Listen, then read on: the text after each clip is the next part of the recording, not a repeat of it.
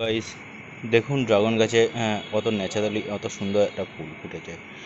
এই ফুল থেকে আমরা কিভাবে ফলে পরিণত হবো সেটা দেখবো আজকে। এই ফুল যেহেতু রাত্রেবেলায় ফোটে, তা এই ফুলে ন্যাচারালি পলিনেশন করা পসিবল নয়। 90% এই টাইমে চান্স কম থাকে না যে পলিনেশন করা। এই জন্য আমাদেরকে হ্যান্ড পলিনেশনের দ্বারা এই গাছে ফুলে ফলে পরিণত করতে। আর এই হচ্ছে গর্ভদণ্ড। তো যেহেতু একটু উঁচুতে থাকে গর্ভদণ্ড, তা ন্যাচারালি এটা ফলে পরিণত হয় না। তা আমরা এটাকে দেখুন, এই প্রথমে রেণুটাকে কালেক্ট করতে হবে।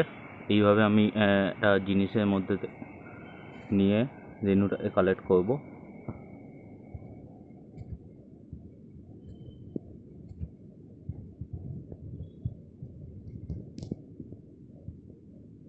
রেণুটা কালেক্ট হয়ে গেলে এই যে রেণুটা, এই গর্ভদণ্ডের মধ্যে আমরা এইভাবে দিয়ে দেবো।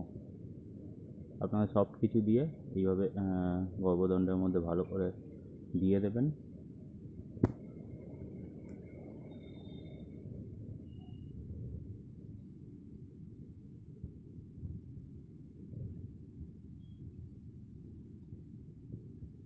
মেঘলা আকাশ আছে, বৃষ্টি অলরেডি শুরু হয়ে গেছে। তো আমরা যেহেতু এই রেণুটা যাতে গর্ভদণ্ড থেকে পড়ে না যায়, বৃষ্টিতে ভেসে না যায়, সেই জন্য আমরা এই ফুলটাকে আস্তে করে এইভাবে ধরে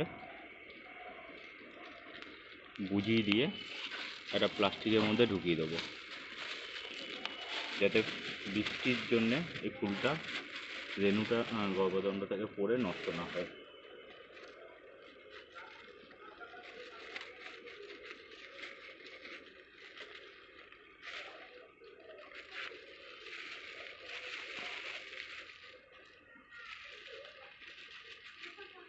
হালকা হাতে এটা বেঁধে দেবে, মানে একটু টাইট রেখে দেবেন যাতে প্লাস্টিকটা উড়ে না যায়, বৃষ্টিতে রেণুটা যাতে নষ্ট না হয়।